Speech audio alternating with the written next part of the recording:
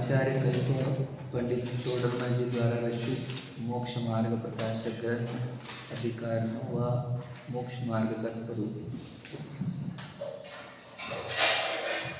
हमारी अनादि की खोज सुख की है और सुखी होने के लिए ही हम इस धर्म में आए हैं।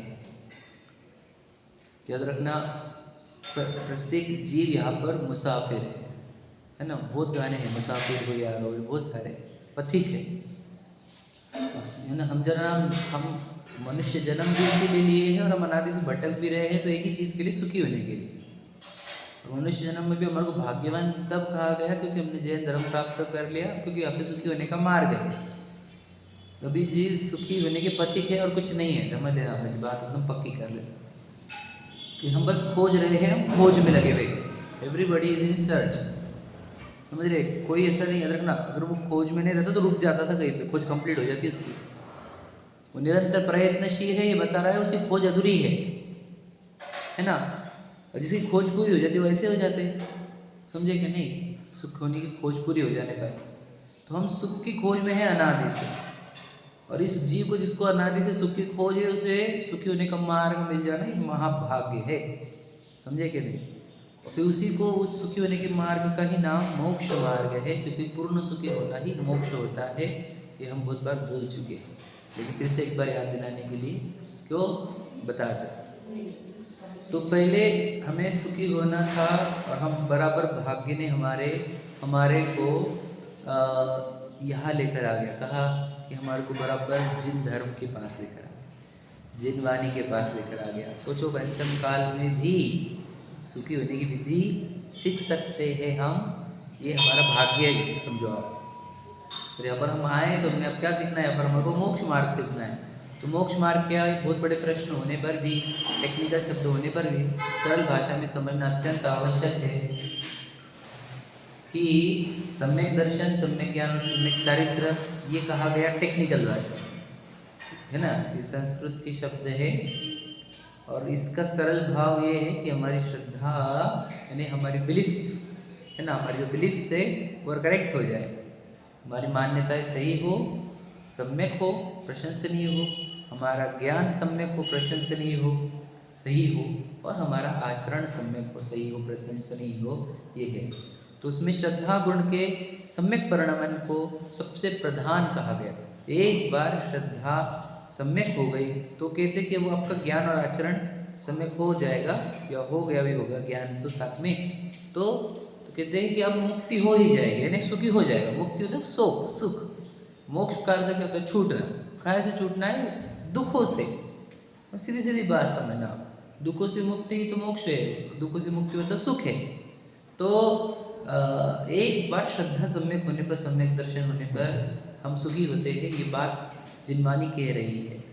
मैंने सुख एक बार उत्पन्न हो जाएगा आपको, चारित्र उत्पन्न कर लोगे तो फिर सुख पूर्ण हो जाएगा। तो सम्यक दर्शन से सुख का कनेक्शन हमारे को समझना है। सम्यक दर्शन क्या है वो भी समझना है। कुछ समझे हैं, कुछ बाकी है। अगर हुआ नहीं है तो प्रकट करना बाकी है, ठीक है। तो सम्यक दर्शन क्या है ये समझते हैं अपन। सम्यक दर्शन का अर्थ होता है विश्वास। तो विश्वास क्या, तो विश्वास विश्वास हमेशा काम करता है ज्ञान के साथ, है ना। तो ज्ञान सम्यक होगा, उसी के साथ श्रद्धा सम्यक होगी, ये याद रखना। फिर भी श्रद्धा को पहले बोला जाता है। सम्यक साथे ज्ञान हुए पे भिन्न आराधो, लक्षण श्रद्धा जान दुहु में भेद अबाधो। लक्ष्य सम्यक दर्शन, सम्यक ज्ञान, सम्यक श्रद्धा, क्या बोला हुआ ये कि ये कारण है, कार्य सम्यक ज्ञान है, ऐसा कहा गया। युगपत होते हु, हाँ बोलो, लाइन क्या है, सम्यक कारण ज्ञान कारज है सोही, ये लाइन थी, ठीक। सम्यक दर्शन को कारण बोलता है, सम्यक ज्ञान को कार्य बोला जाता है। तो सम्यक दर्शन मतलब ज्ञान और श्रद्धा हमारी सम्यक हो जाए, ये मूल हमारा उद्देश्य है। तो ये बोलते हैं आचार्य कुंद जो कहे है ना, जो तीर्थंकरों की दिव्य ध्वनि में आया है ना। तो तीर्थंकर की दिव्य ध्वनि से, गणगुरु के माध्यम से, आचार्यों से, ज्ञानियों के माध्यम से हमारे तक ये तथ्य आया है कि हमारे को हमारी श्रद्धा सम्यक करनी है। तो श्रद्धा सम्यक करना, ज्ञान को सम्यक करना, ये इससे सिद्ध होता है कि आप आपके ज्ञान में क्या जान रहे हो और आपकी श्रद्धा में आप क्या मानते हो। समझ रहे? एकदम सिंपल है। तो अब देखो, ज्ञान मेरा सही काम कर रहा है या गलत काम कर रहा है, ज्ञान के साथ श्रद्धा जॉइंट पकड़ना हमेशा, ठीक है। तो मुझे पहले ये बता कि दुनिया में तुझे सुखी और दुखी जीव समझ में आए कि नहीं समझ में आए, ये बता। ये समझ में आया है तो ये बोलना हम स्वाध्याय करने लगे और हमारे को जिनमानी समझ में आने लगी। ये समझ में आया तो, अगर ये समझ में नहीं आया तो समझना स्वाध्याय हुआ नहीं है और अभी जिनमानी समझी नहीं है। तुझे सुखी जीव और दुखी जीव पहचानते आते कि तुझे तेरे ज्ञान में इतनी समझदारी आई है क्या कि तू सुखी और दुखी जीव समझ सकता है? यदि तू अभी भी दुखी जीवों को सुखी समझ रहा है, जान रहा है, मान रहा है, तो तेरे अभी ज्ञान की बहुत बड़ी कमतरता है। अभी ज्ञान तेरा परिपक्व हुआ नहीं है। समझे क्या कह रहा हूँ मैं? अभी ज्ञान जागरूक दशा में आया ही नहीं, सुप्त दशा में ही है। श्रद्धा भी सोई हुई है और ज्ञान भी सोया हुआ है। इसी को मोह नींद बोलते हैं, इसी को मोह की निद्रा बोली जाती है, इसको ही मोह का नशा बोला जाता है। दुखी जीव दुखी समझ में नहीं आ रहे, सुखी जीव सुखी समझ में नहीं आ रहे। बताओ, दुखी जीवों को सुखी समझ रहा है, ये भगवान जी को मनराज जी को दुखी समझता है, तो तुझे अभी समझ सही नहीं हुई है। नहीं हमने पढ़ा है भगवान सुखी होते मनराज सुखी होते, ये पढ़ा हुआ है, ये बोलता है, लेकिन समझ में नहीं आया। क्या समझ रहे क्या बोलो? समझ आया क्या? तो पहले ये ज्ञान और श्रद्धा आवश्यक है कि भाई 5 परमेष्टि सुखी होते हैं और ये संसार का जीव एक भी सुखी नहीं है। ये क्यों? ये हमारे ज्ञान, देखो यार ना, बहुत शास्त्र नहीं पढ़ने पड़ते, ये ज्ञान की मैच्योरिटी बता देती है। क्या? तो दुनिया को छान मारो, छान के देखो जीवों को, कोई तभी निकलता है क्या ऐसा ऊपर सुखी? सब छन जाते हैं। समझे? सब जब देखो छान के देखा है, पूरी दुनिया को छान के देखा, एक जीव है ना सुखी नहीं है, फिर 5 परमेष्टि ही सुखी है। ये पहले तेरे ज्ञान अब मैच्योर्ड होगा, यानी अब समझ में आने लगा है ज्ञान को, अब उस ज्ञान समझदार बनने लगा है। अगर वो अभी भी संसारी जीवों को सुखी मानता, मैं बोलता हूँ ज्ञान के अंदर 0% मैच्योरिटी है, उसको अभी तक इतना ऑब्जर्व नहीं हुआ, ये दुनिया अभी भी भाग रही इधर उधर, इससे सुखी है ये थोड़ी सिद्ध होता है, ये दुखी ये सिद्ध होता है। और उसको चीज़ें जमा करनी पड़ रही, मतलब इनकम्प्लीट वाली फीलिंग है ना। समझ रहे क्या नहीं? दुखी है तभी तो जमा कर रहा है चीज़ों को, दुखी है तभी तो और कुछ करना चाह रहा है। तो इतना ही समझ नहीं रहा हमारा ज्ञान कि दुखी है संसारी जीव और मुक्त जीव जो होते हैं या फिर 5 परमेष्टि जो होते हैं वो सुखी होते हैं। ये पहले ज्ञान की मैच्योरिटी चाहिए। अब आ गया, अब ज्ञान की मैच्योरिटी क्या चाहिए? देखो, अब ज्ञान मैच्योर कब होगा? चलो 5 परमेष्टि सुखी है, तो सुख कहाँ से आता है, ये प्रश्न है। यदि अभी भी लग रहा है कि अजीवों से सुख आता है, तो यार वही ज्ञान अभी तक परिपक्व हो ही नहीं रहा, वही पागल जैसी बातें कर रहा है कि अजीवों में से सुख आए। समझे कि नहीं? क्या ज्ञान काम कर रहा है बताओ भला हमारा? अभी भी वो मिट्टी के पुद्गल परमाणुओं से सुख आएगा कल्पना करता है, अभी भी वो कोई आकाश के प्रदेशों से सुख आएगा मानता है, अभी भी कोई गति या स्थिति से सुख मानता है। बताओ, ये शरीर से सुख मानता है, धन से, भोगों से, समझे, इससे सुख मानता है। मतलब सोचो, हमारा ज्ञान अभी मैच्योर्ड हुआ है क्या नहीं हुआ है? हमारे ज्ञान में कुछ तो भी परिपक्वता आई है क्या नहीं आई है? बताओ। मतलब इतने साल पढ़ के सुन के भी अगर हम ये इतना निर्णय नहीं कर पा रहे कि अजीवों में से सुख नहीं आता, तो हमारा ज्ञान क्या कर रहा है ये बताओ? दिन भर किधर लगा हुआ है वो? इतना समझ नहीं पा रहा है कि ज्ञान गुण, याद रखना, सुख नाम का गुण जीव नाम के द्रव्य में से उत्पन्न होगा ना, अजीव में से कैसे आएगा? अब तुम्हें कार्य चाहिए तुम्हारे को सुख नाम का, अब तुम चाहे पुद्गलों में जा रहे हो उसको वो निकाल सुख, तो कैसे निकालेगा वो? सोचो, कितने लोगों ने प्रयत्न किया है पुद्गलों में से सुख निकालने का प्रयत्न, कितने लोगों ने किया आज तक? अनंत जीव कर रहे हैं, अनंत काल से कर रहे हैं और अनंत काल तक करते रहेंगे। किसको सुख मिलेगा ये बताओ? ये इतनी बात समझ नहीं पा रहे हम, और हम, हमारे को ज्ञान पे गर्व है हमारे। और बताओ, अजीवों से सुख नहीं आता, जीव से सुख आता है, इतना ही निर्णय नहीं ले पा रहे हम बस।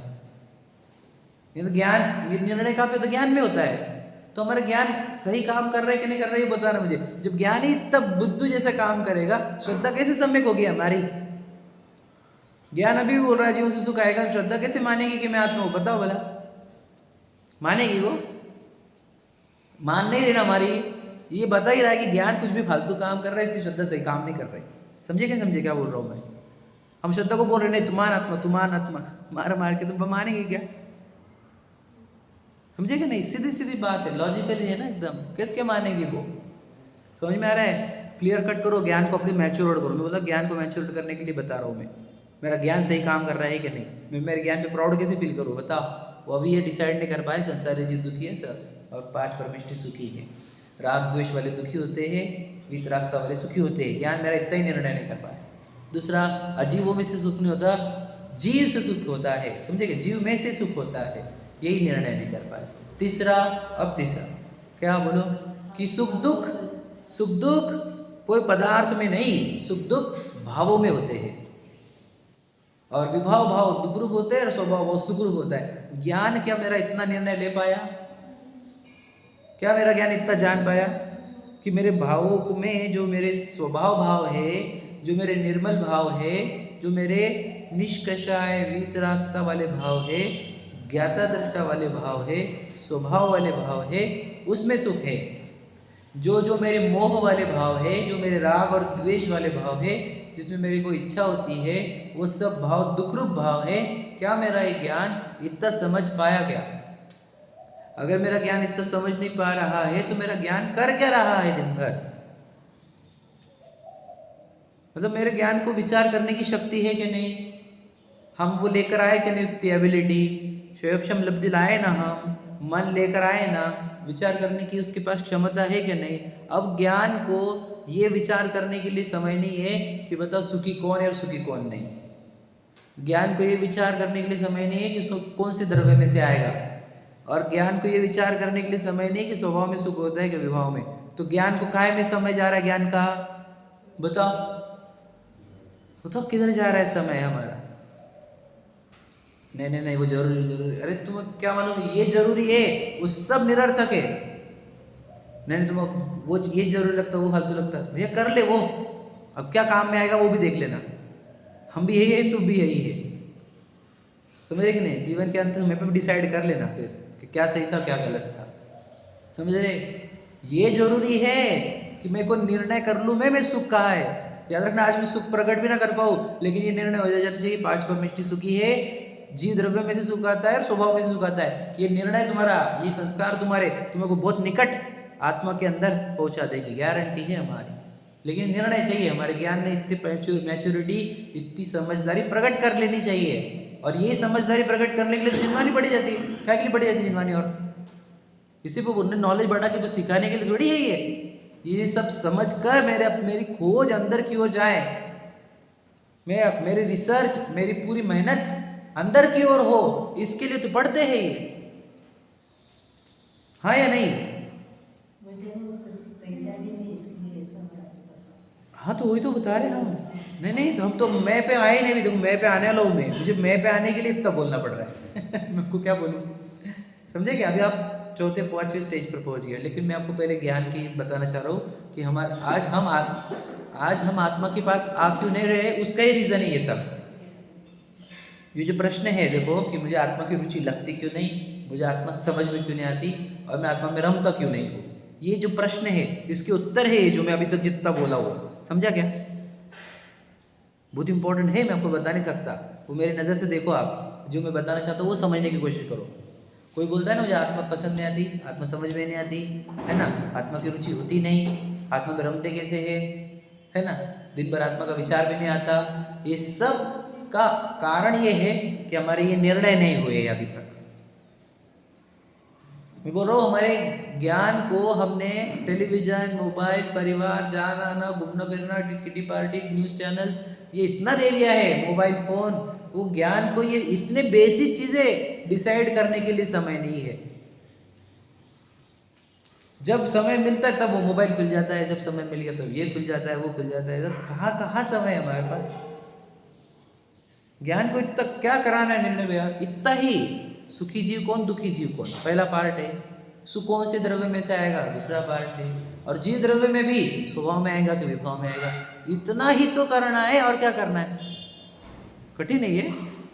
कितनी देर लगेंगे इसको अगर बैठे अकेले में, तो कितनी देर लगेगी बोला? बहुत कम टाइम लगता है, लेकिन उतना कम टाइम नहीं मिल रहा हमारे को। सोचो, इधर 24 आवर है हमारे पास और इधर 1 घंटा नहीं है। काय के लिए? जो सच्चाई है, जो अच्छाई है, जो जरूरी है, जो आवश्यक है, जो अनिवार्य है, जो जीवन याद रखना, जो मनुष्य भाव और मन को लाने का ऑब्जेक्टिव था, उसी के लिए समय नहीं हमारे पास। वो बाकी जितनी है उसको विकथा वर्ड दिया गया है, विकथा, जो आवश्यक नहीं, जो कथा सुनने की, वो उसमें व्यस्त है हम। और जो हमारा जो स्वकथा है वही नहीं पता हमारे को। समझ में आए निर्णय? ये 3 निर्णय बहुत जरूरी है, याद रखना। इसके बिना तो आगे बढ़ना ही मत। समझ में आ गया? तो विभाव में दुख होता है, स्वभाव में सुख होता है। मैं आपको और बता देना चाहता हूँ। तो जब ये विभाव से स्वभाव होता है तो सुख होता है, मतलब क्या? भावों को निर्मल करने से सुख होता है। ये कंक्लूजन है। भाव कल भी बात हुई थी, उसी को आगे बढ़ा रहा हूँ मैं कि देखो, हम जब घर से मंदिर में आए थे तो हमने चावल चढ़ाने को बुलाए नहीं थे तुम्हारे को, ना प्रदक्षिणा लेने को बुलाए थे, ना हाथ जोड़ने को, ना सिर टिकाने को। हम तुम्हारे भावों को निर्मल करने के लिए बुलाए थे। आप समझे क्या? अब भावों को निर्मल करने के लिए कोई नहीं आ रहा मंदिर जी में, ये दिक्कत बहुत बड़ी है हमारे साथ।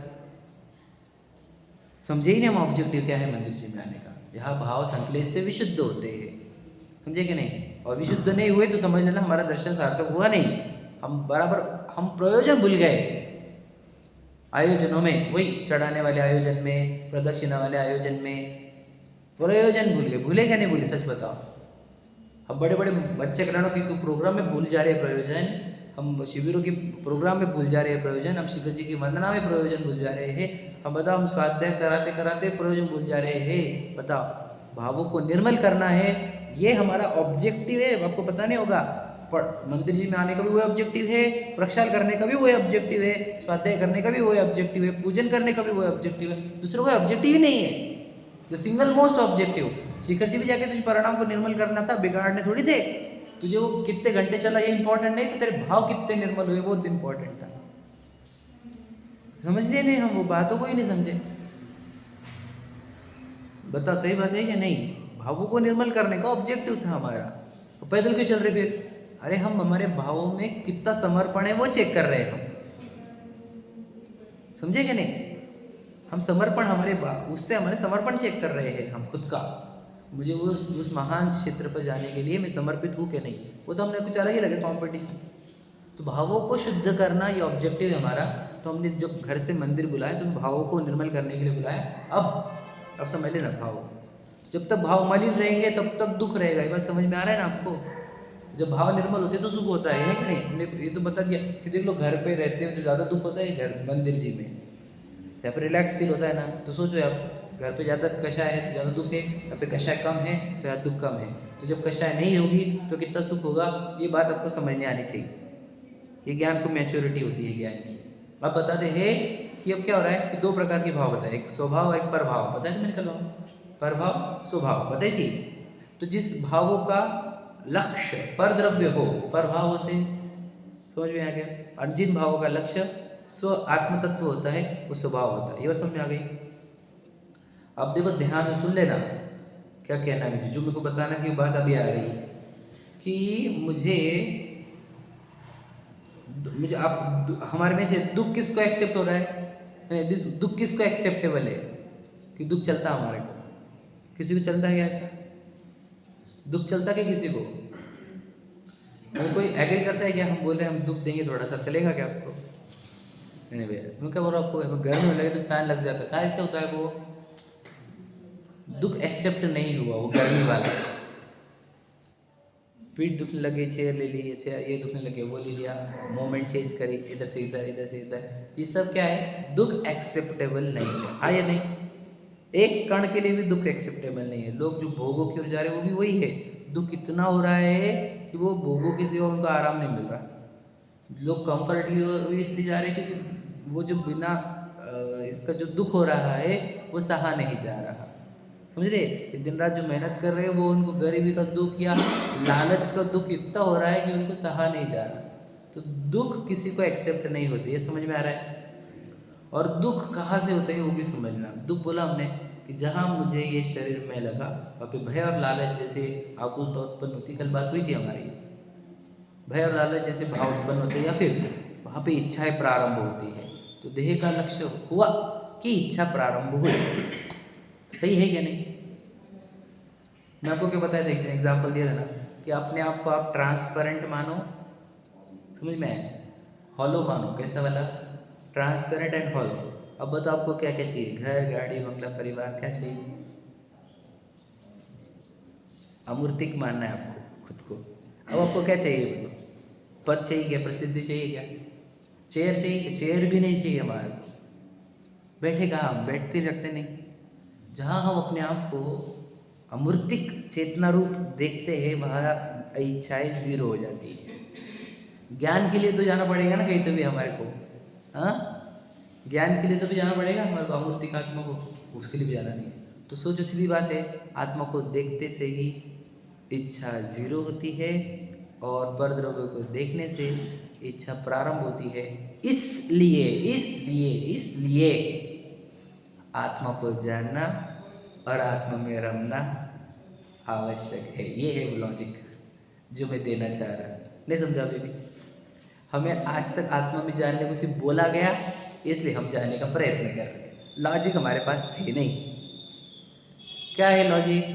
कि जिधर हमने आत्मा का लक्ष्य किया वहाँ हमारे से इच्छाएं, राग द्वेष, विकल्प, है ना, दुर्भावना, विभाव, आकुलता और असंयम और आसक्ति, है ना, प्रमाद, सब टूटता है। जो दुख देने वाले भाव है, विभाव जितने, वे सब टूटते हैं आत्मा का लक्ष्य करते हुए। इसलिए आत्मा का लक्ष्य करना चाहिए। सोचो, मुझे आत्मा का लक्ष्य करने को बोला गया, हाँ, और मैं ट्राई भी कर रहा हूँ तो भी नहीं हो रहा है। इसका कारण क्या है? मेरे पास सही लॉजिक नहीं थे आत्मा का लक्ष्य करने के लिए। समझा क्या आपको क्या बोला मैं?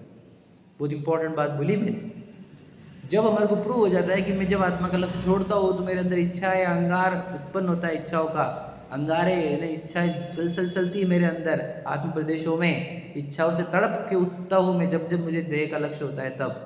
और जैसे मैं आत्मा के अंदर जाता हूँ, आत्मा का स्वरूप विचार करता हूँ, मेरे इच्छाओं का प्रशमन होता है, पूरी इच्छाएं, इंद्रिया दमन होती है। समझ रहे हैं नहीं? तो जब मेरे अंदर ये प्रूव हो गया, मेरे ज्ञान ने ये समझ लिया कि आत्मा का लक्ष्य करते ही बहुत आराम है मुझे इच्छाओं से, राग द्वेष से, तो अब वो ज्ञान बार बार अंदर जाना चाहेगा कि नहीं जाएगा? ये बताओ मुझे। यह समझे क्या? तो जब ये ज्ञान जान लेता है ना ये, फिर श्रद्धा हो जाती है ना कि आत्मा में ही सुख है, आत्मा का लक्ष्य करने पर ही सुख है। अब बोलना नहीं पड़ेगा, चलो चलो करो करो, अरे यार करना बाकी रह गया। उसको जैसे समय मिला चलो, जैसे समय मिला चलो चलो चलो चलो, समय निकाल के, क्योंकि पता है इधर गए कि अंगारों में जलो, इधर गए कि शांति को अनुभव करो। अब वो फॉर्मेलिटी के लिए नहीं करेगा, अब वो मार ठोक के नहीं भेजेगा ज्ञान को अंदर। समझे क्या? उस दिन बात हुई थी ये, मार ठोक के भेजना नहीं हमारे ज्ञान को अंदर। उसको पता चले इधर आनंद है, अब क्या करेगा वो भागेगा। तुम रोकोगे तो भी रुकेगा नहीं, हाँ या नहीं? ये होती है सहजता में ध्यान। नहीं तो हम कैसे ध्यान चाह रहे हैं? फोर्सफुली ध्यान समझ रहे क्या? फोर्सफुली ध्यान और सहजता वाला ध्यान समझ में आया? ये अंतर समझ में आया? इंपॉर्टेंट वर्ड है एकदम। सभी फोर्सफुली ध्यान करना चाह रहे हैं, और मैं तो हमेशा क्या बोला मैं आपको उस दिन भी बोला था, मैं कभी खींचता नहीं चीज़ों को। मतलब खींचता मतलब क्या? मैं ज़बरदस्त, जब तक मेरा ज्ञान एक्सेप्ट नहीं करेगा मैं उसको ज़बरदस्ती करता नहीं। मेरा ज्ञान जब तक बोल रहा था मौन का फ़ायदा नहीं है, तब तक मैंने नहीं किया मौन से पूजन। मेरा ज्ञान बोलने लगा कि मौन का बहुत फ़ायदा है, करने लगा। लेकिन मैंने बहुत टाइम लगने दिया ज्ञान को समझने के लिए। तुम्हें ज्ञान को समझने देना चाहता हूँ मैं। क्या बोला था आपको उस दिन भी? ज्ञान को समझने दो। क्या है कि उसको बरजबरी बोलोगे तुम कि कर कर कर, तो वो क्या है तुम्हारे लिए खींचता है कि वो कर भी लेगा, लेकिन वो जैसे बच्चों को भेज रहे जा मंदिर जा मंदिर जा मंदिर, आ जाएंगे लेकिन उनका कुछ फायदा नहीं होगा उसका। अब वही तो उसको लॉजिक दो बेटा। भाव बहुत अच्छे होते हैं यहाँ पे, बहुत शांति मिलती है। देखो तो देखते तो तड़पता है यहाँ पे, पेन के लिए, पेंसिल के लिए, मोबाइल के लिए, आईफोन ही चाहिए, आईपैड ही चाहिए, है ना। तो यहाँ पे देखो वो नहीं होगा, यहाँ पे शांति मिलेगी। देखो भगवान जी को देखते ही देखते रहे तू कितने शांत है वो। तो उसको जब लॉजिक दे देंगे आप तो वो आएगा। एक बार भी उसको फील हो गया कि देखो मेरे को जाते हो बहुत इच्छा थी और आते हो एकदम मैं शांत था, एक बार उसको फील हो गया, हो गया। कल मैं सुन रहा था एक वीडियो, नाम नहीं लेता हूँ किसका क्योंकि तो गड़बड़ हो जाती है। तो वीडियो ये है कि एक राजा, मतलब जो वीडियो में से सुना था वो बता रहा हूँ, अब गड़बड़ हो जा सकती है आप सुनेंगे तो। कि कोई राजा था, वो संत के पास गया और बोलो नरक का द्वार क्या है, कहाँ है।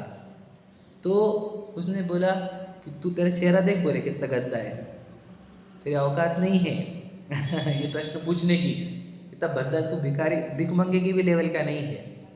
तो राजा था वो महाराजा, सनक गया, वो तलवार निकाली, गर्दन काटने वाला था, तो बोले ये है नरक का द्वार।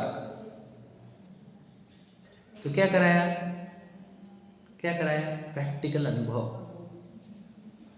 ये जो क्रोध होता है तीव्र, जो कषाय तीव्र होती है, ये है नरक का द्वार। फिर समझ गया, फिर झुक गया और संत के सामने, ये स्वर्ग का द्वार है। क्या किया वो, समझे कि क्या बोलना है? प्रैक्टिकल अनुभव कराया। अब वो कभी भूलेगा नरक स्वर्ग को? डेफिनेशन उसने भी सुनी थी बहुत बार, और इन्होंने भी बहुत बार सुनाई थी, हमने भी आपको बहुत बार डेफिनेशन सुन के नहीं होगा,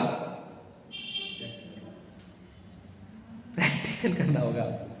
क्योंकि मैं बता दूं, नरक इससे जाते हुए 5 पाप 7 सप्त व्यसन है ना, बहु आरंभ बहु परिग्रह, ये तो रट लिया हमने, समझे कि नहीं?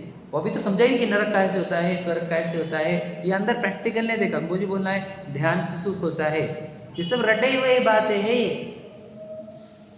क्या नहीं?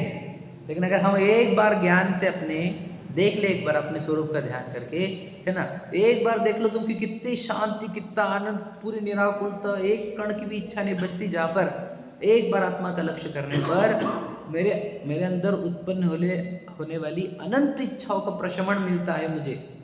क्योंकि मैं इच्छा से तड़प रहा था अभी कि यार ये बाकी, वो बाकी, ये बाकी, और इधर गया तो इधर कुछ भी बाकी नहीं दिखा। मतलब मैं आपको क्या बताऊँ, मैं आपको बहुत कुछ बोल सकता हूँ इसके ऊपर। मुझे शुद्ध पर्यायों की भी इच्छा नहीं बची, केवल ज्ञान की पर्यायों की भी इच्छा नहीं बचती। जब मैं आत्मा के पास जाता हूँ तो बताओ मेरे को कितना रिलैक्स मिलता है, कितना निराकुलता। मैं आपको बताऊँ क्या, जैसे कोई तड़पता हुआ, समझ लो ना कि रेगिस्तान में 1 साल भर से धूप में तड़पता हुआ एक व्यक्ति को यदि छाँव मिल जाए और ठंडा पानी मिल जाए तो जैसी शांति मिलती होगी, या वो एक अच्छे समुंदर में या नदी में तो वो गिरे, वो भी मीठे पानी के नदी में गिरे, तो उसको जैसी प्रशमनता आती है, वैसी प्रशमनता एक आत्मा में डुबकी लगाने पर होती है। यदि ये हमारे को ज्ञान हमारा इतना देख ले तो वो ज्ञान आत्मा की ओर आने के लिए लालायित होगा और जिसको भी आत्मा में देखेगा उसको देखते ही उसको लगेगा कि यार ये आनंदित जीव है। अब हमारा ज्ञान अभी तक इनको आनंदित देख ही नहीं पाया है, और फिर भी हम बोल रहे इसको हाथ जोड़ो, सिर झुकाओ, इनके सामने घूमो, समझे कि नहीं? चावल चढ़ा, अभी कैसा हो गया, ये कैसा हो गया? वही बच्चे जैसा हो गया, जिसको हमने बोला कि जा लेकर, तो वो करने लगे तुमने बोला तो। वैसे हमारे ज्ञान को हमने बोल दिया कि रोजाने का है, सिर झुकाने का है, 3 प्रदक्षिणा लेंगे, चावल चढ़ाने के, ये 2 मंत्र बोलने के हैं, ये करने का है, बस ये है। अभी तक ये दिखा नहीं कि देखो आत्मा में लीन है तो उनको इच्छाओं का अभाव हुआ है तो पूर्ण सुखी है, ऐसा कुछ दिखा नहीं हमारे को, समझे कि नहीं? अरे एक बार, क्योंकि एक बार अपने अंदर जाके देखा कि आत्मा में जाने से बहुत इच्छा खत्म होती है, तो पूरी जो आत्मा में लीन हो गए उसको कितनी इच्छा का अभाव हो गया होगा, ये अंदर देख लिया तुमने, तो फिर अपने आप परमेष्टि की भक्ति आ गई, हो गई कि नहीं? हो गई परमेष्टि की भक्ति। और परमेष्टि की सेवा कोई सुखी नहीं, ये भी सिद्ध हुआ कि नहीं? हो गया। इसलिए जब हम स्वभाव पर भाव का भेद ज्ञान करने के बाद आपा पर आता है आपके पास, तो आपा पर में देखो मैं बता दूँ, आपा पर की पूरी परिभाषा समझ लेना आप। अपना क्या पराया क्या, यही चेक करना है ना हमारे को, अपना क्या पराया क्या। तो देखो मैं कोई नयों की भाषा में से लेके आया 8वें नए से, तो वो बोलते हैं देखो अपना क्या पराया क्या, तेरी बुद्धि अगर अभी बहुत भटकी हुई है, कोई भटका हुआ जीव दिखा, तो वो बोलते देख पूर्व कर्म के फल से तुझे एक पत्नी मिली है, एक बच्चे मिले हैं, है ना, उस पत्नी के संयोग से। देखो जिसके घर में जन्म मिला वो माँ बाप है, तेरी वो माँ से जन्मे हुआ और कोई भाई बहन होंगे, है ना, और वो पापा मम्मी से कनेक्टेड कुछ लोग होंगे, ये तेरा परिवार है, ये तेरी है। और देखो पूर्व भाग्य से, माँ बाप के प्रॉपर्टी से, या तेरे अभी के वर्तमान की कमाई से कुछ प्रॉपर्टी जमा हो गई कि ये तेरा है, बाकी तेरा कुछ नहीं है। समझ में आया क्या? कि बाकी किसी और की प्रॉपर्टी में हाथ मत डाल, किसी और की पत्नी में, किसी और के धन में नज़र मत डाल। ये पहली टीचिंग होती है कि अपना पराया कर अच्छे से। तुझे ध्यान तेरे ये जो तेरे प्रॉपर्टी, जो पत्नी है, तेरे जो माँ बाप है, तेरे भाई बहन है, ये बच्चे हैं, इनकी केयर करनी है तुझे, किसी और की नहीं। ये पहले स्टेज पे बोला जाता है। किसको बोला गया? संयोग, कर्मों से उत्पन्न किए हुए संयोगों में अपनापन कराया गया, और जो कर्मों से उत्पन्न संयोग नहीं है उनसे परायापन करा दिया। समझे क्या? ये पहला न्याय होता है, ये आपा पर का पहला न्याय है। बुद्धगजब की शैली है ये, मैं आपको बोल नहीं सकता। समझ में आया? तो अपनी सीमा कहाँ तक लानी की अपने को? अपने परिवार तक। पहला काम है ये, स्वधन, स्वनारी, स्वपरिवार। समझ में आया? वहाँ तक अपनी सीमा लेकर आओ। ये इधर अपने को काम करना है, बाहर कहीं काम नहीं करना, ठीक है। दूसरा काम ये कराया गया कि देख ये सबके प्रदेश तुझसे अलग है। मतलब क्या कि जहाँ तू जाएगा इधर सब लोग आएंगे, जरूरी नहीं। तू जंगल में जा रहा है, तो परिवार वाले आ जाएंगे, ये गाड़ी आ जाएंगी, बंगला आ जाएगा, कोई नहीं आएगा। तो तेरे साथ कौन है? तेरे लाइफ टाइम ये शरीर है और तेरे तेरे कर्म है, ये अपना है। समझ में आया कि नहीं? बता मतलब क्या कि तू यहाँ से जब जाएगा ना अगले भाव में, तो ना शरीर आएगा, ना पत्नी बच्चे आएंगे, ना गाड़ी बंगले आएंगे। आएंगे क्या? तेरे कर्म। बराबर है ना? बोलते हैं पर क्या लेके जाएगा? कर्म की गठड़ी को क्या बोलते हैं? गठरी, कर्म की गठरी लेकर जाएगा वो, है ना? तो कर्म साथ में जाते, तो अपने साथ जुड़ा हुआ कौन है? तो कर्म है। मतलब कर्म, तो जब कर्मों को अपना बोलते हैं तब शरीर को भी पर बोलते हैं और पत्नी बच्चों को भी पर बोलते हैं। क्या कहा? देखो लॉजिक समझना, बहुत समझना। जब अपनी पत्नी को, अपने बच्चों को, अपने घर गाड़ी बंगलों को अपना बोला गया, तो फिर पर पत्नी, पर बच्चे, पर बंगले, पर परिवार को पराया बोला गया। ओके। जब शरीर को अपना बोला गया तो पत्नी बच्चों को भी पर बोला गया, गाड़ी बंगलों को भी पर बोला गया, भाई बहन को भी, माँ बाप को भी पराया बोला गया। शरीर को जब अपना, जब कर्मों को अपना बोलेंगे तब शरीर को भी पर बोलेंगे, क्योंकि शरीर भी यहाँ छूट रहा। समझे कि नहीं? अगली जगह पे जाऊंगा, ये शरीर नहीं आएंगे लेकिन कर्म आएंगे। फिर कर्म अपने अपने देखो, है ना? ये शरीर वेरीर कुछ नहीं, यहाँ पे रह जाएगा। समझ लेना, बहुत अच्छी लॉजिक है ये। फिर बाद में जब आगे बढ़ेंगे तो कर्म भी अपने नहीं, क्यों? अपने अंदर देखो ये कर्म कैसे बनते हैं? अपने खोटे भावों से, विभावों से। ये विभाव अपने हैं, ये कर्म अपने नहीं। समझेगा क्या कहा?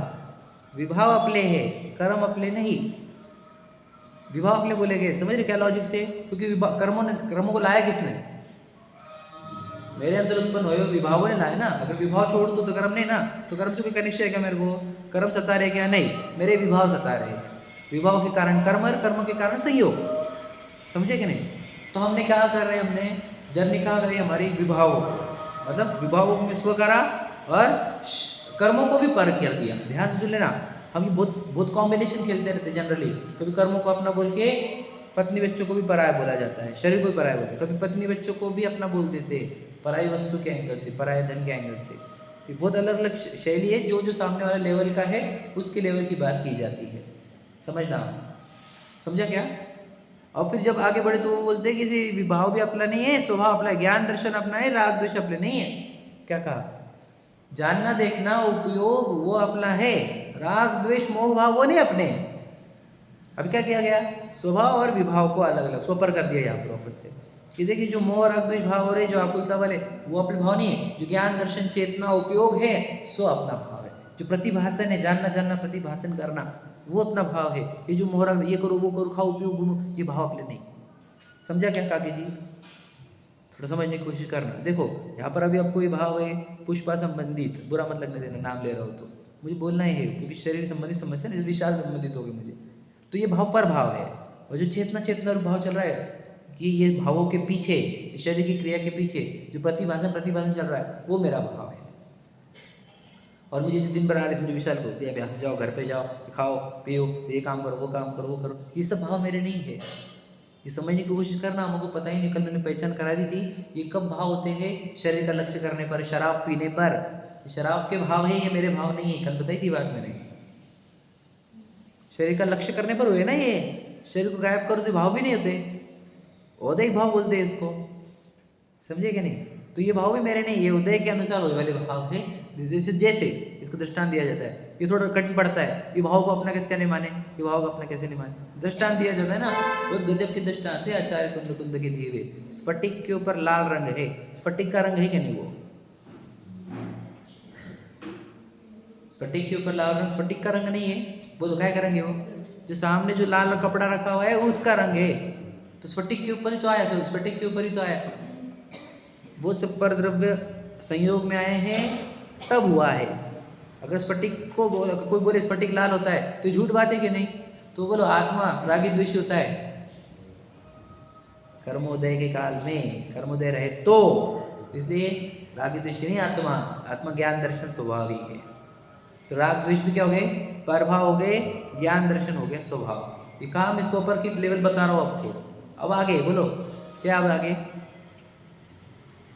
अब बताओ क्या बचा? अब सो गए स्वपर पूरे? क्या बचा? सोता आ गया ना।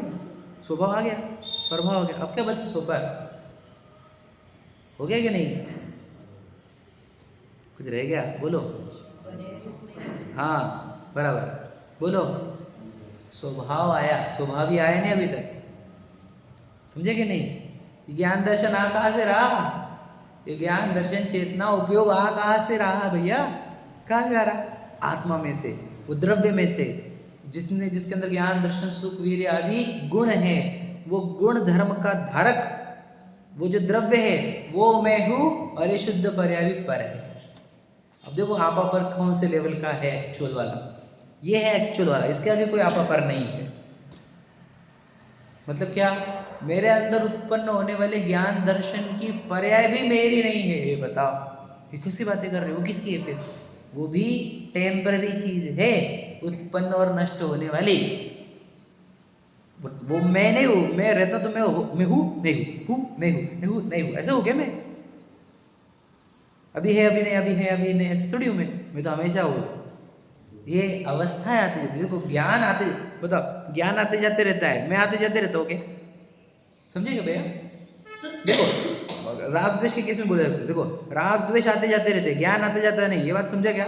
ज्ञान तो बना ही रहता है, वैसे ही ज्ञान आते जाते रहता है, ज्ञायक आते जाते नहीं रहता।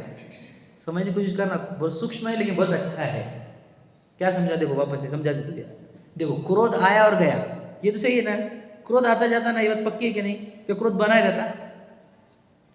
क्रोध आता जाता, समझ लो अभी बहुत गुस्सा आया था, फिर गर्म एकदम, और 2 घंटे बाद शांत, तो आया और गया, तो क्रोध आता जाता। ज्ञान आता जाता क्या?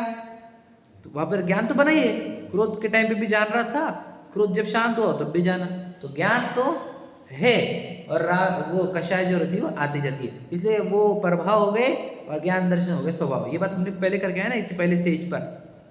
अब ज्ञान के अंदर आ रहे, वो ज्ञान भी परमानेंट नहीं है, वो बोलते हर समय नया उत्पन्न हो रहा है, वो भी एक, भले वो ज्ञान दर्शन अखंड है, अनादि अनंत है, लेकिन वो भी हर समय नया है। इसलिए वो मैं नहीं हूँ, वो एक क्षण भर की पर्याय है, क्षण भंगुर पर्याय। और मैं त्रैकालिक ध्रुव, समझे? मैं ध्रुव हूँ जो कभी नष्ट नहीं होता, कभी उत्पन्न नहीं हुआ, वो मैं हूँ। और याद रखना, यही पहले नंबर का नय है, और यही एक्चुअल निश्चय नय है। एक्चुअल मतलब निश्चय में भी परम शुद्ध नाम दिया गया इसको। परम मतलब इससे कोई शुद्ध ही नहीं है, परम शुद्ध निश्चय नय से देखा जाए तो मैं वो द्रव्य हूँ जिसमें से ज्ञान दर्शन की पर्याय निकलती है, वो स्व है। ये पर्याय भी पर में डाली गई, पर्याय में मेरी ज्ञान दर्शन की पर्याय, इस ज्ञान दर्शन पर्याय में शुद्धता आने पर केवल ज्ञान आ जाए, सिद्ध दशा आ जाए, अरंत दशा आ जाए, इन पर्यायों को भी पर में डाल दिया गया। ये नहीं हूं मैं, न मैं अरंत हूं न मैं सिद्ध हूं, बताओ, ना मैं केवल ज्ञान वाला हूँ, बताओ मैं कौन हूँ? अरे इन अनंत गुणों का पिंड है ना, जिसमें से केवल ज्ञान उत्पन्न हुआ है वो मैं हूँ, जिसमें से अरंत सिद्ध दशा उत्पन्न हुई वो मैं हूँ। समझे? आपा पर एक्चुअल ये वाला है, बाकी सब वो दूर दूर के जो हमारे अज्ञान के लेवल पर बोले गए थे हमारे को। हम कौन से लेवल पे आपा पर में चल रहे बताओ भला? कौन से लेवल के? जो सबसे बुद्धू रहता है उसको जो आपा पर बोला जाता है, उस आपा पर में जी रहे हम। बता क्या कह रहा हूं मैं? जिसका ज्ञान सबसे वीक रहता है उसको सिखाया गया था कि ये पत्नी ये बच्चे तेरे हैं, बाकी के छोड़ दे, हम उस पे जी रहे हैं।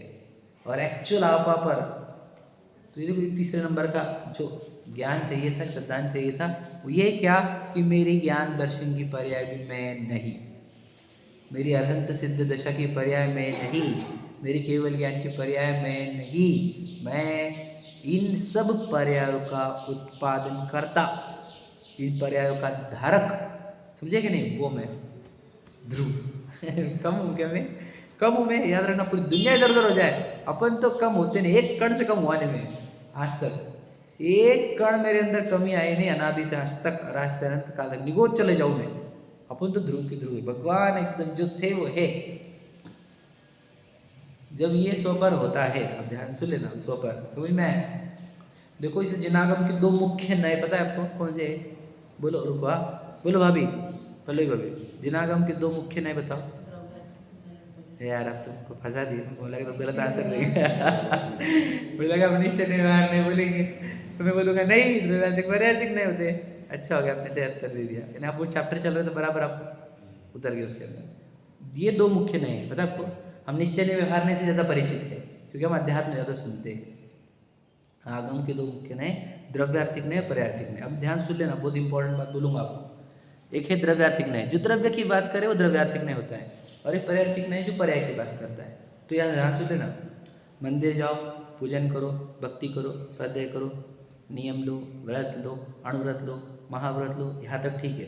स्वाध्याय करो, सम्यक दर्शन लो, केवल ज्ञान लो, सिद्ध दशा प्रकट करो, पुरुषार्थ करो, ये सब कथन बोलो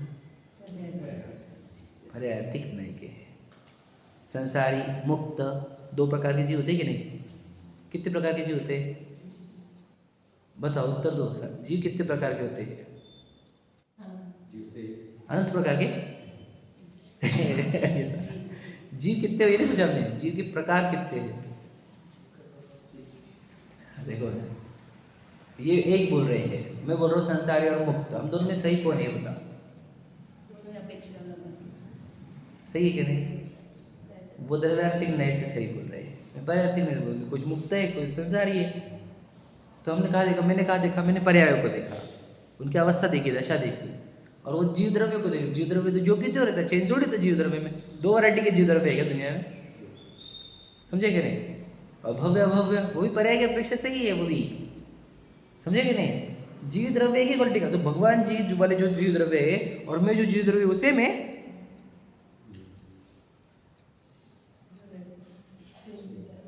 द्रव्यार्थिक नहीं से कि रियलिटी से विचार करो। रियलिटी ये है, बताओ मैं तो विशाल से बाहर नहीं आ रहा हूँ। हम बोल रहे आपको भगवान है, क्या भगवान में मैं कैसे भगवान?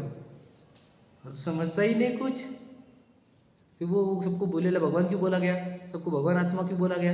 द्रव्यार्थिक नहीं से देखो तुम, सेम टू सेम जीव है अनंत। कोई जीवों में डिफरेंस थोड़ी होते हैं। जैसे आपने बोला एक ही टाइप के जीव है दुनिया में, तो एक ही टाइप के जो अनंत भगवान है वही तो वो जीव जो निगोद में सोई मुझ में सोई मोक्ष मांगा जाए, एक ही तो रहते जीव। जीव की वैरायटी थोड़ी होती है। ये द्रव्यार्थिक नए हैं। इस नए से देखोगे तो सभी जीव समान दिखेंगे, ना किसी से राग ना किसी से द्वेष। बताओ, ना कोई छोटा ना कोई बड़ा। चींटी को भी मारोगे नहीं तुम, है ना, एक इंद्रिय को भी नहीं मारोगे, सूक्ष्मता से एक को भी मारोगे, सब जीव है भैया, सब भगवान है। अवस्था भले किसी के अलग अलग, हम अवस्था को देखना बंद कर दे। याद रखना मैं आपको क्या बोला, हम गरीबी अमीरी को छोड़ने छोड़ दे, समझ लो। एक है महलों का बच्चा, एक है बंगलों का बच्चा, एक फ्लैट का है और एक झोपड़पट्टी का है। अब बच्चे में क्या डिफरेंस है? कैसे डिफरेंस नहीं, सेम ही तो है। सेम है, क्या डिफरेंस है? तुम देख कहाँ रहे हो बताओ? समझे कि नहीं? देखने के तो सब बच्चे चारों के चारों, और देखने के तो नहीं ये तो राजमहल का है, ये बंगलों का है, ये तो फ्लैट वाला है, और ये तो झोपड़पट्टी वाला है, झोपड़ी वाला। तो ये क्या हो गया? अवस्था से देखना और वस्तु से देखना। समझ रहे? ये जैसा दृष्टांत है वैसे ही तुम वस्तु से देखो, सब जीव समान। बताओ किस में क्या डिफरेंस है? बताओ। निगोदिया जीव में भी डिफरेंस है क्या? जीव ही है ना, वो जीव है ना, क्या पुद्गल है? जीव है। अच्छा, कितने गुण इसके अंदर? अनंत गुण इसके अंदर भी, अनंत सिद्ध जैसे। तो पका पका के खाते आलू को, आलू प्याज लहसुन और मत में नहीं खाते होंगे, हम बाहर जाके खाते महीने के एक दिन खाते होंगे, है कि नहीं? लेकिन खाते तो सही ना हम, किनको? उनके शरीरों को। वैसे हम नहीं करे जीव को खा रहे, लेकिन वो जीव को तकलीफ हो रही है कि नहीं? वो तो भगवान ही है ना, है कि नहीं? कौन है भैया दुश्मन? है क्या कोई आपका? है कोई? बैर बांधा है आपने किसी के प्रति? भगवान के प्रति बैर बांध रहे हैं, समझ लेना। कोई गला काटे तो भी भगवान दिखे नहीं। देखने का तरीका, इसको दृष्टि बोलते हैं। इसी को जैसी दृष्टि वैसी सृष्टि। हमको सोच लगते एक को आगे द्वेषी तो कैसा करता है, कैसा करता है, देखता नहीं ना सही तरीके से। ये द्रव्यार्थिक नहीं, समझा रहा हूँ मेरे को तो। मैं टाइम कम है, अब क्या बताओ, कंक्लूजन आने का था पर आगे फास्ट कर लेता हूँ। तो द्रव्य दृष्टि से देखा जाता है, इसको द्रव्य दृष्टि बोलते हैं। द्रव्य से देखना, अरे पर्याय दृष्टि रहती है, पर्याय से देखना। तो पज्जय मूढ़ा पर्याय दृष्टि को तो मूर्ख कहा गया। पज्जय मूढ़ा ये पर समय कह दिएगा। पर्याय से देखना बोले तो मूर्ख बन गया तू। तो पर्याय को देख रहा है, अवस्था को देख रहा है, सत्ता को देख, सत्ताओं को, सब भगवान। समझ में आया? अब सबको भगवान देख कर सबको भगवान पर ना मालूम पड़े, ऐसी भावना होना, ये प्रभावना होती है। कि सब भगवान है, इनको पता ही नहीं वो भगवान है, इनको समझाओ ये भगवान है। तो ये भावना जो है प्रभावना होती है क्या। और अपने आप को भगवान देख लेना, ये आराधना है, और सबको भगवान देखना ये प्रभावना है। समझे कि नहीं समझे? सबको भगवान बना बताओ, उनका समझाओ भगवान है स्वयं यहाँ पर, शरीर से अलग अलग है बस। समझे कि नहीं? है तो अंदर मूल वस्तु आत्मा ही भगवान ही है वो। समझ में आया? हम तो स्वीकारने को तैयार नहीं, ये बात है। अब बोलना क्या है कि जब मैं तो द्रव्यार्थिक नए से खुद को देखो, हाँ, फिर पर्याय क्या हो जाएगी, पर हो गई। तो बता स्व पर लगाते लगाते मेरे पास स्व क्या बच रहा है, अनंत गुणों का पिंड, ध्रुव शुद्ध चैतन्य भगवान जैसा एक परम पवित्र परिपूर्ण आत्मा, सो मैं, और बाकी सब पर पर्याय भी, समझ पर्याय भी, समझे मैं। अब जब मैं अपने ज्ञान को इस ध्रुव वस्तु की ओर लेकर जाऊंगा तो मुझे कितने राग द्वेष होंगे, कोई इच्छा होगी, कोई विकल्प होंगे। अच्छा, तब जब विकल्प नहीं होंगे, जब इच्छा नहीं होगी, जब राग द्वेष नहीं होंगे, तो क्या होगा, आनंद होगा कि नहीं होगा, शांति होगी कि नहीं होगी, निराकुलता होगी कि नहीं होगी, मोक्ष होगा कि नहीं होगा, बताओ। अब हम सोचो, हम बोल रहे हैं हमारी, हम तो बहुत जिद मानी पड़ी, बहुत जिद मानी पड़ी, फिर आत्मा तक किसके नहीं पहुँचे तुम? सिर्फ पढ़कर आ गए तुम, निर्णय करके नहीं आए। वो कौन सा वाला, कौन सा जीव सुखी, कौन सा जीव सुखी, वो निर्णय नहीं कर पाए। जीव द्रव्य में सुखी या जीव अजीव तत्व में सुखी, वो निर्णय नहीं कर पाए। स्वभाव में सुखे के विभाव में सुखे, ये निर्णय नहीं कर पाए। और स्वभाव कैसे उत्पन्न होता है, ज्ञान को अपनी ओर लगाने से स्वभाव उत्पन्न होता है, ये निर्णय नहीं कर पाए। और फिर इतना निर्णय किए बिना ज्ञान को बोल रहे आत्मा जान, आत्मा जान, आत्मा में रम, आत्मा में रम। वो बोलेंगे क्यों पीछे पड़ गए तुम मेरे? सोचो, हम ज्ञान को बोल रहे हैं कि आत्मा जानो, अब उसको पूरी दुनिया में सुख दिख रहा है, वो कैसे जानेगा आत्मा को, बताओ भला। सही है कि नहीं?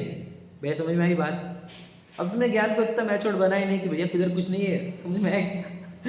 उसी में सुना था मैंने कि जब तक तुम्हारा कोई दुनिया में, समझ में जरूर रखना कि दुनिया में कुछ भी सुख नहीं है, तब तुम्हारा ज्ञान स्टार्ट होता है समझ में दुनिया को। दुनिया में कुछ रत्ते भरा फालतू, सब फालतू चीज़ें, एक भी वर्थफुल नहीं है। कितना भी तुम अचीव कर लो, ये जीरो होने का है वो अभी एक क्षण भर में। कुछ भी अचीव कर लो तुम, तुर्रम बन जाओ दुनिया भर के बड़े, सिकंदर बन जाओ तुम, एक क्षण में खत्म हो जाएगी सब कुछ। चक्रवर्ती बन जाओ, इंद्र बन जाओ तुम, एक क्षण लगता है उसको खत्म करने को। तो क्या तो मिलने वाला है इस दुनिया में? अच्छा क्या है यहाँ पर, सुख क्या मिलने का है? जब ये पता चलता है तब ज्ञान मैच्योर होना प्रारंभ होता है कि दुनिया में एक के पास में कुछ नहीं है, ये सब जिसको जो भी मिल गया सब टेम्पररी, अभी छूटेगा उनसे। कितनी देर लगती है, हमने देख ली वीडियोस अभी तो कितने आ रहे इंटरनेट पे, एक क्षण लगता है सब गायब। भैया देखे कि नहीं इंटरनेट पे वीडियो कितने आ रहे हैं आजकल? क्षण लगता है, मालूम भी नहीं पड़ता कि मेरा ये लास्ट क्षण है, ये सब संयोग छूटने वाले एक साथ। हम तो जाग ही नहीं रहे, ये तो बोल रहा हूँ। बोले ज्ञान को मैच्योर बनाओ कि दुनिया में एक के पास भी सुख नहीं है है ना? परमेष्टि से सुखी है, परमेष्टि सुखी है, जीव द्रव्य में से सुख निकाला उन्होंने। जीव द्रव्य में भी स्वभाव से सुख निकाला, विभाव में सुख नहीं है, तो विभाव से भी हटो। स्वभाव कैसे आया उनका? आत्मा का लक्ष्य करने पर। आत्मा को आत्मा का लक्ष्य कैसे? आपा पर अच्छे से किया और आपा में अपने ज्ञान को लगाया। अगर आपा पर अच्छे से नहीं करते तो ज्ञान आपा के चक्कर में पर में ही रहता। तो आपा पर क्या है बताओ? पर क्या है? पर्याय तक पर है। मेरी ज्ञान दर्शन की स्वभाव रूप पर्याय, मेरा स्वाभाविक भाव मेरे लिए पर है। तुम किसको अपना बोल रहे हो ये दुनिया में? भैया समझ रहे ना कितनी इंपॉर्टेंट बात है। जिनेंद्र भगवान जिन्मानी क्या बोल रही है? एक अपनी खुद की पर्याय अपनी नहीं है। जैसे बेटी को बोलते हो तुम ये पराया धन है, बोलते थे पुराने लोग, है क्या नहीं? वैसी पर्याय भी पराया धन है, समझे कि नहीं? पराई वस्तु जो टेम्पररी है ना, आती जाती रहती ना, वो मेरे साथ रुकती नहीं है। बेटे को इतना इंपॉर्टेंस और बेटी को कम क्यों? क्योंकि बेटी चली जाती है, बेटा रुकता है। ये था ना वो, मैं वो सही है, ऐसा नहीं बोल रहा हूँ मैं, लेकिन दुनिया ऐसी मानती थी कि नहीं कि बेटा अपने साथ रुकता है, बेटी रुकती नहीं, ये थी नहीं मान्यता पुरानी। वही तो बोल रहा हूँ मैं, पर्याय अपने साथ रुकती नहीं है, द्रव्य अपने साथ रुकता है, समझे क्या नहीं? गुणानंद रुकते मेरे साथ, तो वो मेरा है, बाकी मेरी बेटी पर्याय भी मेरी नहीं। तो पर्याय को तक हम परमेट बोल रहे हैं, तो फिर तुम लक्ष्य किसका चल रहा है हमारा बताओ? हम दिन भर लक्ष्य किसका कर रहे हैं बताओ? मैं आपको क्या बोल रहा हूँ मैं? हम तो वो जो न्याय नीति से मेरे अंदर आए हैं, भाग्य से जो नहीं आए हैं उन तक मेरे लक्ष्य जा रहा है हमको तो अभी तक हम न्याय नीति में भी नहीं पहुंचे।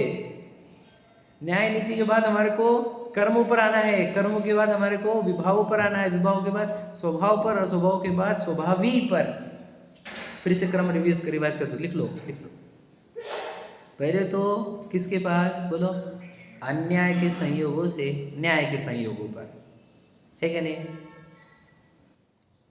न्याय के संयोगों से बोलो एक क्षेत्रावगाह संयोग तक, शरीर, वापिस शरीर लिख दो ब्रैकेट में। एक क्षेत्रावगाह संबंध से, शरीर से हटके कर्मों पर, कर्मों से हटकर विभावों पर, विभाव से हटकर स्वभाव पर, और स्वभाव से हटकर स्वभावी यानी द्रव्य त्रिकाली ध्रुव। ये है वो हमारी जर्नी जो हमारे को करनी है पूरी।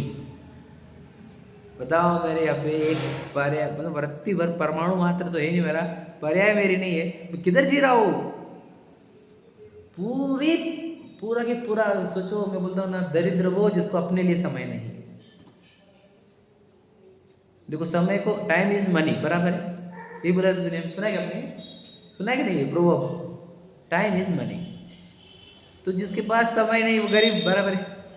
और जो जो जो खुद को अमीर नहीं बना रहे, जिसके पास खुद के लिए समय नहीं है, खुद के लिए मनी नहीं है, बताओ। मनी मेरी दूसरों के लिए, सबकी प्रभावना करूँगा, दुनिया को सिखाऊंगा, ये करूँगा, खुद के लिए समय नहीं है, तो क्या हो गया? खुद के लिए गरीब। जैसे खुद के पास, जिसको खुद के लिए समय नहीं, वो दुनिया का सबसे गरीब व्यक्ति है। और जो खुद के लिए पूरा जीवन लगाता है वो दुनिया का सबसे अमीर व्यक्ति है। तो हमने प्रूव कर दिया आपको। अब आप मानो नहीं मानो, मेरे तरफ से हमने पूरी जिम्मेदारी पूरी कंप्लीट कर दी।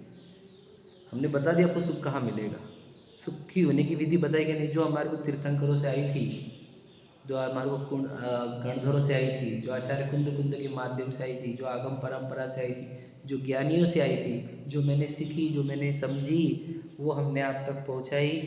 अब आपकी जिम्मेदारी है, इसको सुनो, समझो, सीखो, अपनाओ और सबको दो,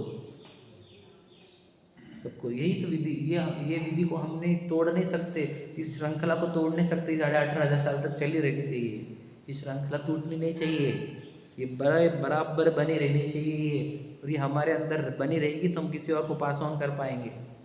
और फिर ये परंपरा जो सुखी हुई, यानी याद रखना, आज से कोई 500 साल बाद आए, 1000 साल बाद आए, 2000 साल बाद आए, 5000 साल बाद आए, उसको भी ये सुखी होने की विधि पता रहनी चाहिए, मिलनी चाहिए उसको। अगर कोई चाहता है कि मैं चाहिए मुझे, तो उसको मिलनी चाहिए। नहीं तो बेचारा समझो मेरे जैसा ही आएगा, कोई जन्मेगा, ठीक है, जन्मेगा कैसे और सुखी होने का रहेगा, उसको खोजेगा तो कहीं नहीं मिलेगा, तो कैसा रहेगा उसके लिए? कैसा अपने आप को वो अभाग्यवान मानेगा? सोचो भैया, इसी मैं तो बोलता हूँ, ये 6 काल में से तीर्थंकर, 24 तीर्थंकर को गायब करो तो चौथा काल आएगा ही नहीं, 5वां काल आएगा नहीं, डायरेक्ट 6वां काल रहेगा तुम्हारे को। भू भूमि के बाद जैसे कल्प वृक्ष नष्ट होंगे, डायरेक्ट 6ठे काल पहुंचेंगे लोग। चतुर्थ वो तीर्थंकर आते हैं, तो चतुर्थ काल और पंचम काल थोड़ा शांति रूप रहता है। समझना आप, ये तीर्थंकर की वाणी है जो हमारे को पहुंचानी है, सुखी होने का मार्ग सब तक पहुंचाना है। नहीं तो अगर हम ना सुखी हुए, ना सुखी कर पाए किसी को, तो हमारे जीवन क्या काम का है? धरती का बोझ समझते आप क्या बोलते? धरती का बोझ सुना हुआ ना? पहले बहुत बोलते थे, आजकल नहीं बोलते ये वर्ड। धरती का बोझ, धरती पे काहे के लिए फिरती शरीर का वजन? न तो खुद सुखी हो पाया, न किसी को सुखी कर पाए, तो वजन क्यों धरती पे बिला वजह? बोझा बन के धरती पे, इस धरती पे आया है तो कुछ करके जा, खुद के लिए, दूसरों के लिए। तो ये तेरा ये जो तुझे मिट्टी ने पोषण दिया है, इतने सब्जियों ने, इतने फ्रूट ने, इतने अनाज ने तुझे शरीर को जो खड़ा किया है, इतने सालों तक पोसा है, उसका क्या फल मिला इस सृष्टि को? क्या मिला फिर? मेरी अपेक्षा समझना। यानी हमने हमारे बच्चों को बढ़ा के, हमने पति को बढ़ा के, हम पत्नी को, तेरे जैसा तो कोई तुच्छ व्यक्ति नहीं है, तो बस चारों तक सीमित हो गया, वो भी मोह के। और वो याद रखना, फिर तू इतना न्यारो होता है ना, फिर तेरे बच्चे उससे भी ज़्यादा न्यारो हो गए, वो तेरे को गिनेंगे नहीं, गारंटी है हमारे, गिनेंगे नहीं, क्योंकि तू स्वार्थी बना, वो स्वार्थी बनेंगे। तू 4 के लिए स्वार्थी बना, वो पत्नी को लेकर तेरे को गायब करेगा बाद में। इसे धरती के बोझ मत बनो, धरती के अवतार बनो। एक ऐसा जीव आया था जिसने सबका भला किया, जैसे तीर्थंकर है हमारे, वो हमारे आदर्श। स्वयं का भी कल्याण किया, सब जीवों का कल्याण किया। सबको सुखी होने का मार्ग पता, सब जीवों को मोक्ष मार्ग का निष्प्रह, चाहिए कुछ नहीं था, वो उपदेश दिया। बस हमारे को भी ये उपदेश सुनना है और सब तक पहुंचाना है, ये हमारी जिम्मेदारी है, नैतिक जिम्मेदारी है, धार्मिक जिम्मेदारी है ना। चलो सहजानंद